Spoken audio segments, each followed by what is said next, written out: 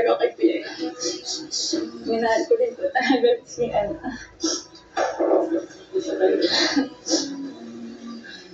Lahat po yun, hindi ko po pinagsisisihan na nangyari yung sa buhay ko na yung mga banding po namin.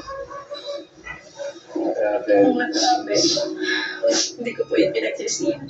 Madami din po akong natutunan sa kanya. Kaya nagpapasalamat din po ako sa kanya kahit ano.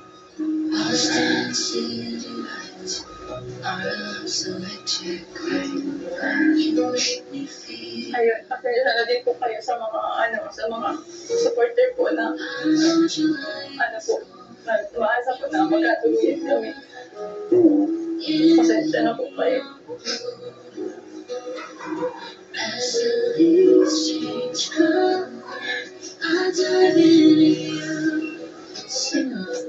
Ginas po ko po. Ginas po ko.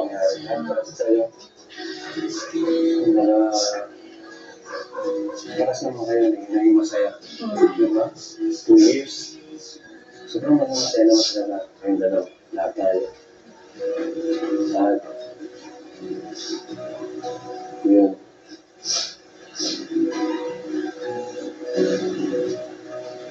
So, ano na ito?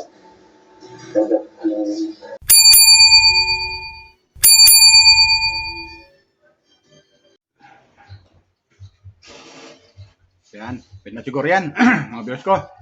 Mga kabayan ko dyan, dito na naman po ako. Welcome po kayo sa aking YouTube channel, Radio Channel.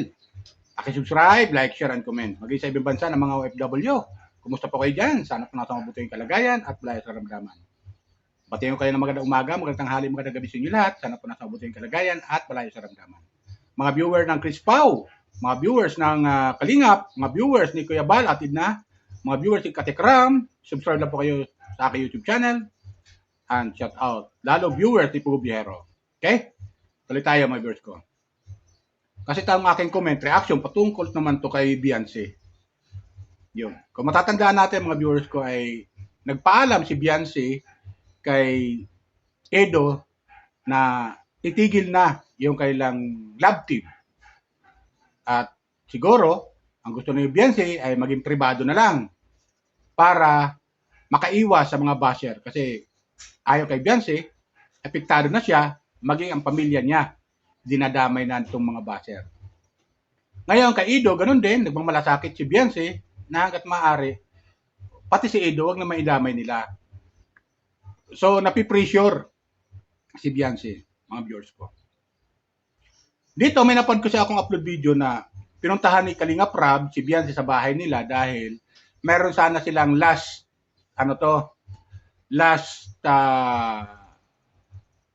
upload o video or yung kailang tawag dito, yung kanilang love team na kung saan ay magtatagpo sila doon sa isang dalampasigan malapit sa dagat, mga viewers ko. Oo. Ngayon ay hindi sumipot itong si Beyonce. Kaya nag-alala si Kalingap Rab kung bakit di sumipot si Beyonce. Kaya pagkinabukasan, pinuntahan nila kasama ang kanyang pamilya. Ayun, kasama yung asawa niya, si Ate Jack, at yung ibang team na kasama niya. At yun, tinanong kung bakit Beyonce hindi ka sumipot doon sa dating tagpuan. Mga viewers ko. Kaya nag-alala si Kalingap Rab kung bakit di sumipot. At si Edo mag-isa doon, malayo ang tingin, iniisip yung pangyayari. Siguro, naalala niya yung sinasabi ni Beyonce na itigil na yung, kung sa mapapansin natin sa unang video upload, ay sabi ni Beyonce, itigil natin itong love story kasi naapektuhan na yung kanyang pamilya, maging siya. So sa misalita, napipressure. Ito mga viewers ko, kumuha ko ng video clip doon sa upload video ni Kalingap Rab patungkol doon kay Beyonce kung bakit di siya sumipot doon sa usapan nila kung saan ay meron silang shoot para i-upload sana sa love story o love team nilang dalawa, ngunit itong si Beyonce ay hindi sumipot. Kaya pinuntahan ni Kalingap Rab para malaman kung ano ba talaga ang dahilan. At ito yung dahilan mga viewers ko kung bakit sumipot si Beyonce. Ito ang kanyang dahilan. Panoorin natin mga viewers ko. Shoutout ulit sa mga Beyonce supporter dyan. Beyonce fanatic or HC fanatic. Shoutout sa inyo lahat. Subscribe na po kayo kung di pa nakapag-subscribe. Lalo ni mga Crispo fanatic dyan. Alam ko nanonood kayo sa Kalingap. Subscribe na po kayo at do skip ad. Okay? Panoorin natin kung ano masabi nyo. Kayo na humusga kung ano masabi nyo. Yung personal kong buhay din, Kuya Edo, alam na nila, tapos may sa akin din.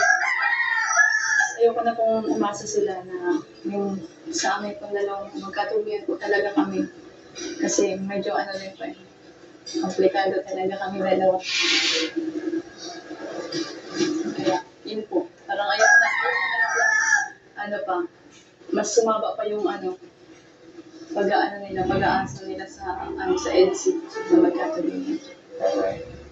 Tsaka po kuya, naapektuhan na rin po ako sa sa mga sinasabi po nila sa pamilya ko na wala naman pong katotohanan. Hindi po totoo. Po kuya, sa lahat po ng pinagsamaan po namin ni Ed. Talagang totoo po ako doon.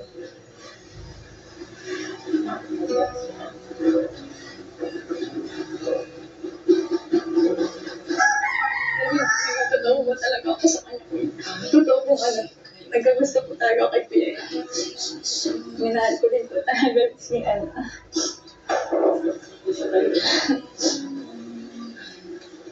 lahat po yun, hindi ko po pinagsisisihan na nangyari yung sa buhay ko na yung mga banding po namin. Kung nagsabi, hindi ko po yung pinagsisihan. Madami din po akong natutunan sa kanya. Kaya nagpapasalamat din po ako sa kanya kahit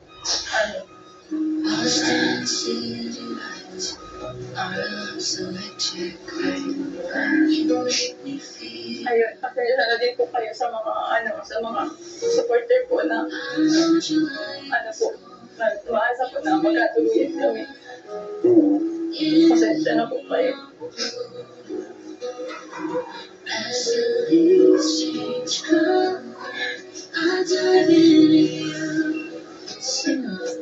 Ginusto ko man po. Ginusto ko.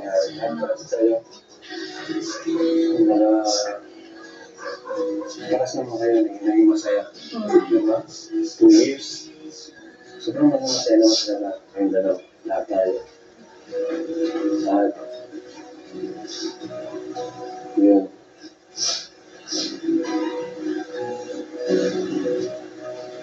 So,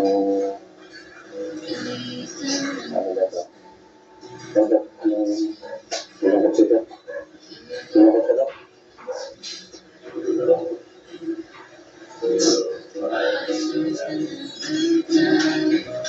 So, in short, kung saan yung Beyonce is maliban dun sa magulo na talaga, mga toxic, tapos ayun na rin pakasahin yung mga viewers, diba? So, syempre, dito rin naman natin masabi, diba? Panahon, hindi natin masabi ang panahon. Kaya, pero, at least naging honest yung Beyonce. Although, di pa rin natin masabi yung panahon, diba? Tsaka yung future nilang dalawa. kung sakali man pong i-stop yung love team kuya, ang sa akin po, kung gusto niya pumunta dito sa bahay, welcome po siya natin. So, oo. Diba? Mas okay yung gano'n. At, Tsaka din po kasi kuya, madami po bagang ini-issue sa kanyang yun po yung kailangan talaga kailangan talaga may mga dapat ayusin din, diba? Kasi yung ibang viewers kasi seryoso, diba? Siyempre, kunting may mapansin, iba na yung mga sinasabi. Diba? Minsan na, kung ibang viewers, talagang lang sila. alam po nila na Mapapanood na nila yung sa vlog natin. Diba? Kumbaga, hindi sila masyadong aasa. Yung sana kung ganun. Pero kasi yung iba, ito na din talaga mag-isip. At hindi ako naman, di ba? Sabi ko nga sa Beyonce, lahat naman kayo. Sabi ko, once na gusto niyong ihinto, ito natin. Hindi ako yung takong pipilitin kayo. Kasi ito naman channel or love team, ginawa natin para makatulong, di ba? Which is nakatulong naman, di ba? Sabi mo nga, wala ka lang pinagsisihan. Na-bless ka din naman nila. Na-bless ka talaga. Na-bless lahat. Yun, tayo mo, wala siyang ganito. Nakakapag-ano siya. Travel, nakakapag-aral siya. Na-bless din po talaga. Pero syempre, hanggang din na lang. Diba? Na-bless niya at kung ang kapalit naman ay wala siyang peace of mind. Hindi, ano pa rin yun, hindi pa rin ako support dati sa mga kanil. Mas gusto ko pa rin yung tahimik yung buhay. Kahit yung blessing sakto lang. Diba? Saka syempre, ang gusto namin para sa inyo, para sa mga tayo, sa inyong mga beneficiary, yung maluwag sa kalooban niyo yung mga ginagawa. Siyempre, alam ko na di mabigat din sa'yo yung mga nakaraan, yung mga nangyari nga sa mga issues na yung iba ay yun naman katotohanan, yung iba parang nagdami ng marami. So, ngayon, kung ano yung decision mo, syempre, kailangan respetuhin namin yun. Kasi yun naman kami talaga yung sabi namin sa inyo nila kuya mo. Nandiyan lang naman kami to guide you all. At saka yung mga ano ngayon, gusto namin magkaroon kayo ng peace of mind.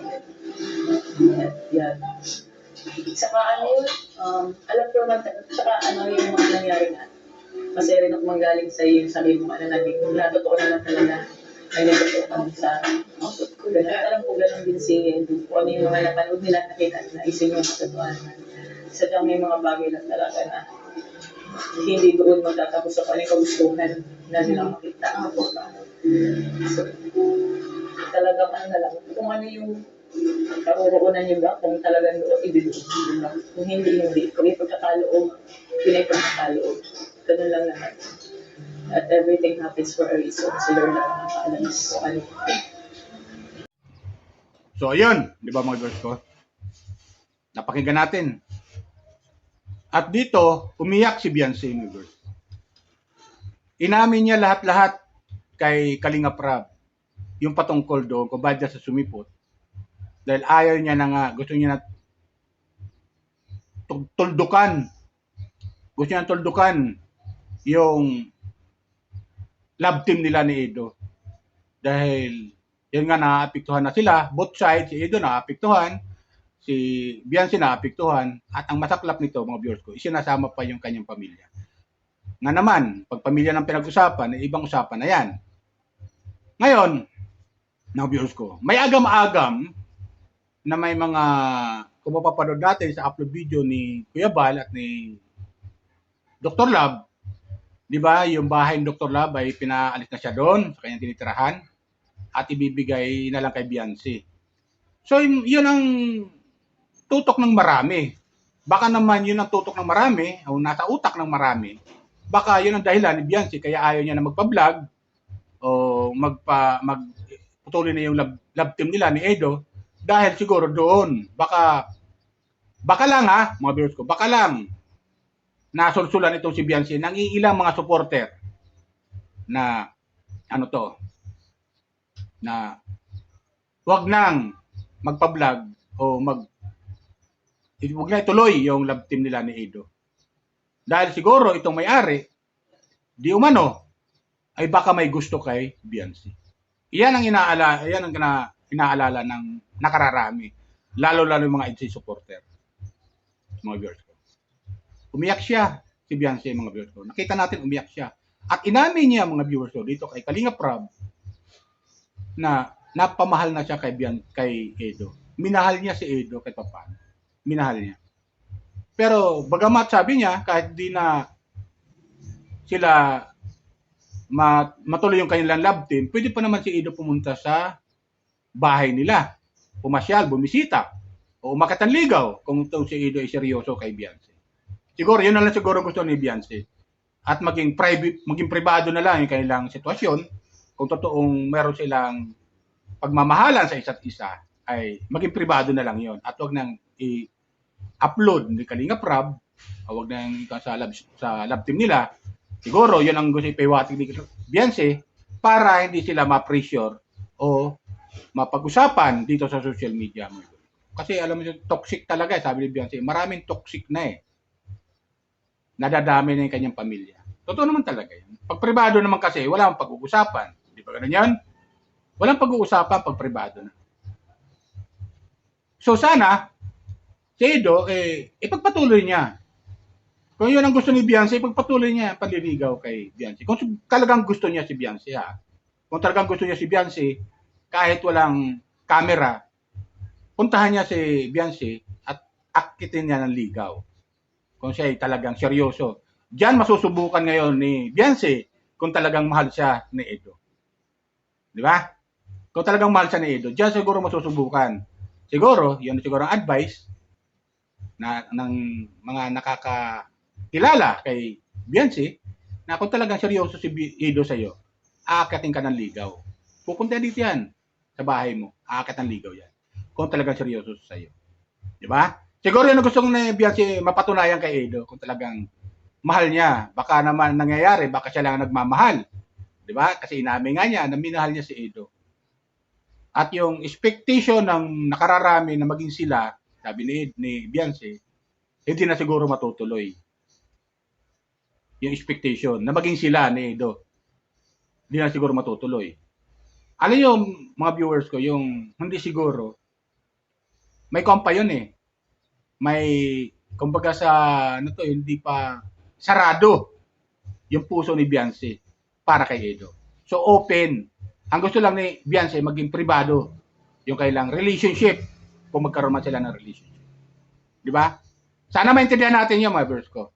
Kasi talagang ayaw niya ni Beyonce na doon sa love team na para tumigil na siya dahil sa dami nga ng mga baser na mga samot-saring kwento dito sa social media na paninira sa kanila ay hindi na kayanan ni Beyonce. So natalo si Beyonce ng mga baser. Tagumpay ang mga baser dito. Ang love team ng HC, tagumpay ang mga baser dahil nabuwag na ang Beyonce love team. Ang HC love team. Di ba? So ganoon nangyari mga viewers ko. Kaya kawawa nung panood natin si Beyonce na umiiyak at inamin niya talagang mahal niya si Edo. Inamin niya. Kaya si Edo, ipagpatuloy niya yung paliligaw in private. Di ba? Umakit siya ng ligaw kasi open naman daw siya. Pwede naman siya pumasyal doon sa bahay, sabi ni Beyonce. Di ba? Basta makapaghintay lang si Edo hanggang sa makapagtapos siya ng pag-aaral. Di ba ganun yan? Kasi tuloy-tuloy naman ang suporta ni Kalinga Prab kay Beyonce bilang iskola. Tuloy-tuloy yun eh. Malalaman natin pag inihinto ni Kalinga Prab yung pagsuporta kay Beyonce bilang Kalingap Angel. Di ba ganun yan? Bilang iskola. Siguro, malalaman natin yan. Hindi naman siguro susukuan to ni Kalinga Prab. Hindi na susukuan to si Beyonce hanggang sa makapagtapos. Kasi proud si Kalinga Prab pag nakapagtapos ang kanyang mga scholar ng pag-aaral sa pamamagitan ng kanyang tulong. Proud si Kalinga Prab pag nagkataon. Okay? Yan lang sa akin mga bros ko. Sana gusto niyo akong comment. Comment lang kayo ha. Comment lang kayo. Wag po kayong mag-atubiling, mag-comment kung ano masabi niyo sa akin. At handa kong sagutin lahat ang inyong mga comment patungkol sa sa pagkabuwag ng HC Love Team. Okay? Yan lang po. Bye. Ingat po tayo lagi. Pagpalain po tayo ng pumikapal. Bye.